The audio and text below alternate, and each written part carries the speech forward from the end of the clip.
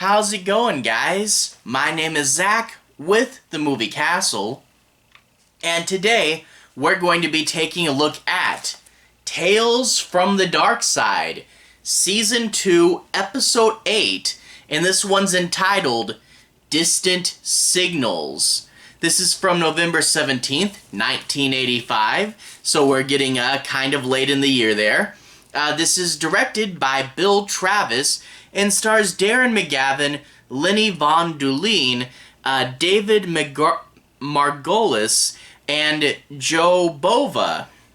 The teleplay was written by Ted Gershuny, a Darkside regular writer, and is based on a short story by Andrew Weiner.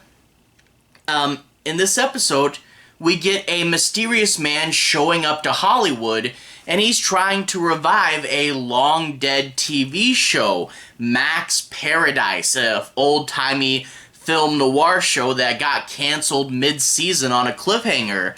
And a lot of people believe the show was really bad. No one really cares that it's gone. The writer is trying to move on with his career and cover the whole thing up. It was just an embarrassing thing he wrote when he was younger. And the lead actor wasn't in really much other than that show, and is now sort of washed up and unfortunately has a drinking problem.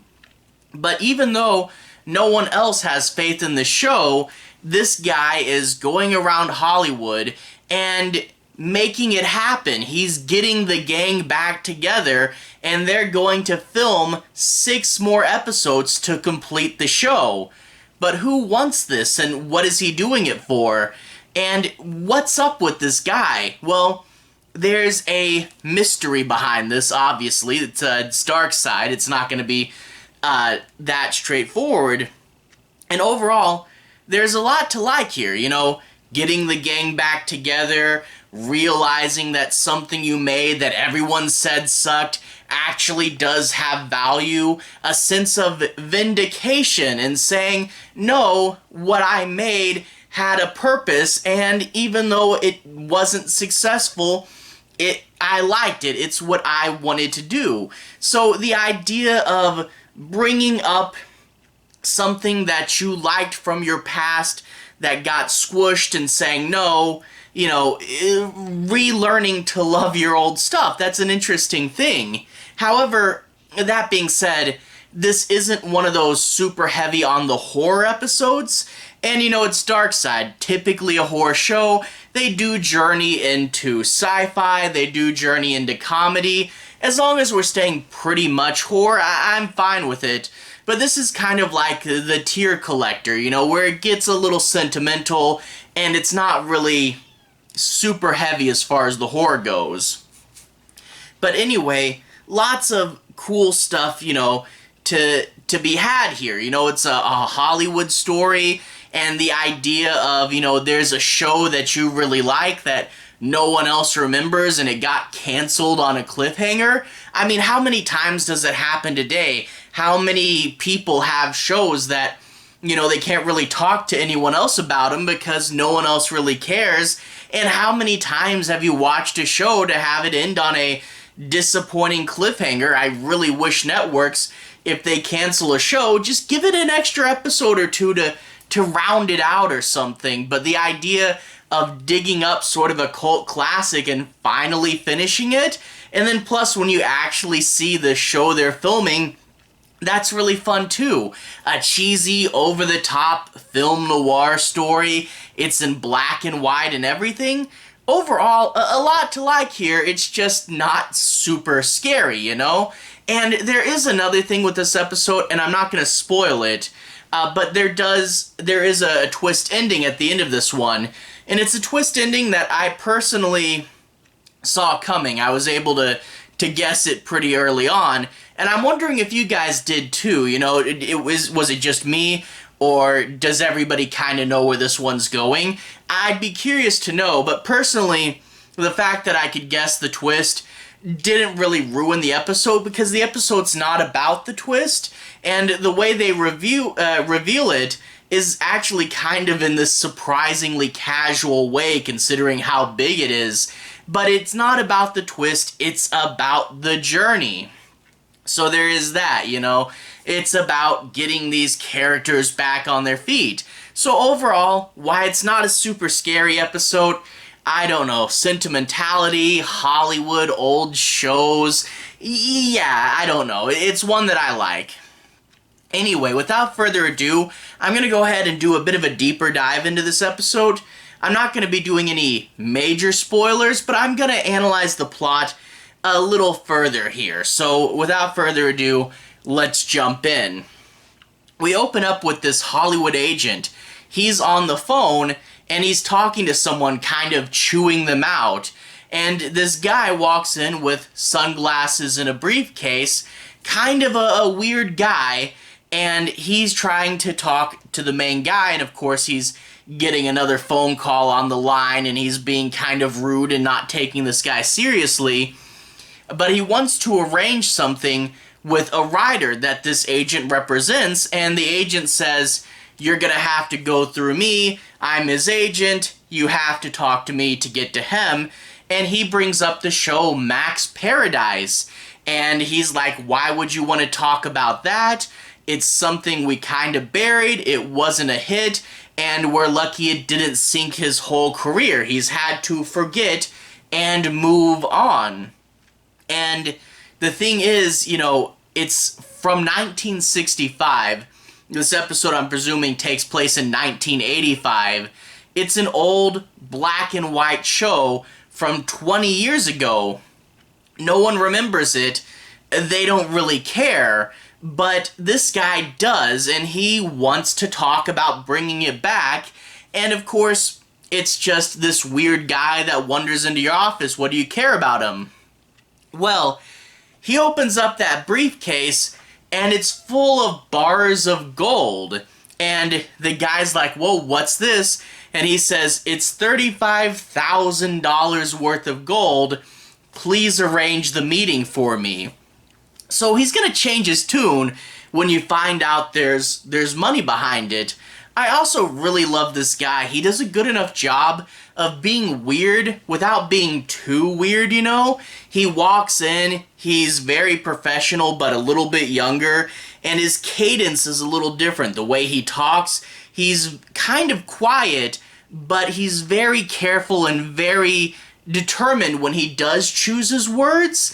And, you know, you get little things that are just a little off about him, like when he puts the gold down, the agent says, "Is it hot?" And he goes, "No, touch it." So it's just a little off, but not too crazy. Anyway, they arrange the meeting, and the writer's there, and they're watching the last episode on a television. And unfortunately for us, the TV's faced away from the camera, so all we get is audio here. This is probably a case of Darkside and their budget, you know, they weren't the biggest budget show, so this part you just get an audio. And personally, I was a little worried we weren't going to get to see any of the show, but luckily, when they start filming, we actually get to see some of it, and it's pretty cool. But not yet, and I guess maybe it's best that we save actually seeing the show till later on. But the writer has a reaction. He goes, "I can't believe I wrote that. It's super cheesy. The characters are cardboard. I'm glad I moved away from it." But the guy goes, "No, you were onto something. You were really striking it here." And he says, "I will give you $2 million in gold bars," which is crazy, and especially back then when $2 million was even more. And he says, "It ended on a cliffhanger. It was canceled mid-season. I want you to do 6 more episodes to finish out the story. You have things that were supposed to happen, like the detective had amnesia and knew his name but didn't really know who he was. And you have to finish that gap. You have to find out who the detective really is, and you gotta finish the show, right?" And, you know, $2 million, even if you hate the show, that's worth finishing. But the actor is going to be kind of another story. You see, the actor wasn't in too much after this. Now he's a bartender, he's kind of washed up, and sadly does have a drinking problem. And the guy talks to him, "You're the only one for this role, we need you back." And you can tell that it was like the only big thing he did, but it's not looked at really well. He's more apprehensive, but the guy eventually does talk him into it. And he's like, "What about me being so old and I'm not taking care of myself? I don't look good." And he goes, "Take some of these vitamins." And again, pronouncing it vitamins instead of vitamins. But take some of these and you'll start to look better. Again, a weird thing about him, that you could just take this guy that's really out of it, take these vitamins and you'll magically start to look better, look more the part. And in regards to his age, take the vitamins, but we're also going to film in black and white. And just trust me, you'll look better in black and white. It gets the haunted look in your eyes, and it doesn't really show that you're older as bad. So again, a little bit off there. And they start to shoot, and I do like that we actually get to see the shoot. Very cheesy film noir stuff, but you can totally see that if film noir was your thing, you'd really like it, So, a really fun shoot, but we also get to see how the characters react, You get the writer who is learning that something that he made he can be proud of, even though not a lot of other people liked it. He says, "Oh, it's cheesy, it's bad, I've moved on, I've forgotten it." But you can see his passion heating up again, and you can say that, he's like, this is what I wanted to make, and there's no shame in that. And then you get the actor, having to confront kind of his failure, that this was really the only thing he was in, and now having to relive that. The writer and the actor kind of went down different paths, The show was unsuccessful, the writer was able to cover it up and move on, and the actor didn't really do anything else, So it's two very different career paths after a failed show, and it's going to be a lot harder to get the actor back in the game, and the, mysterious man is going to maybe help him along a little bit, and you do get lots of emotion and lots of story out of that as well, and getting him back on his feet, The idea of rebuilding, getting the gang back together, getting you back on your feet. It's closure in two senses of the words.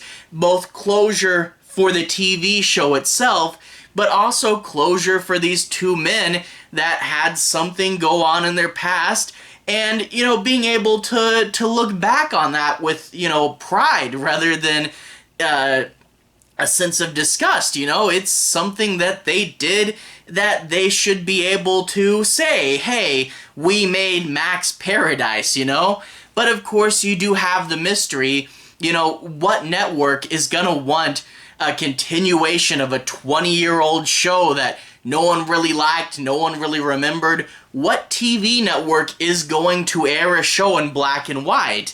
And the guy goes, "Don't worry about it.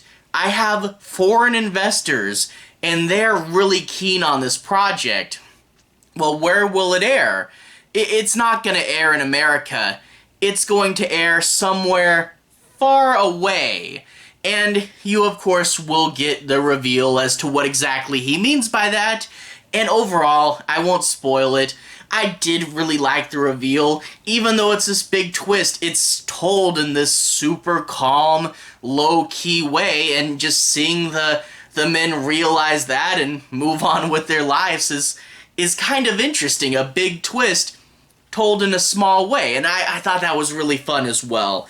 So overall, yeah, it's more sentimental and it's less horror, scary stuff, but I thought this was a fun episode. Maybe if you guys like movies about making movies, and if you like Hollywood, and if you like, because I mean, how many of us have the TV shows that only we care about, it seems, or the shows that were canceled too soon, especially on cliffhangers? It's relatable in a lot of ways, and overall I thought it was fun, even if it's not super scary and a different tone for Darkside. But, you know, Darkside, every now and then stepping out of its bubble, as long as we're still mainly horror, I'm fine with it. I thought this was cool. Fun, cheesy, film noir, Hollywood stuff. I liked it. Anyway, to everyone who's watched so far, thank you for watching. To everyone who's liked and subscribed, thank you. You really are helping the channel out. I'll leave a relevant playlist on the bottom. This should be my Tales from the Darkside playlist. I've talked about all the past episodes, as well as a Season 1 overview, the Christmas episodes, and the Joe Hill comic. So if you want to see a lot more videos of me talking about Darkside, you can check out this playlist down here. Anyway, have a good day. I'll see you guys again very, very soon. Relevant playlist on the bottom. Have a good day now.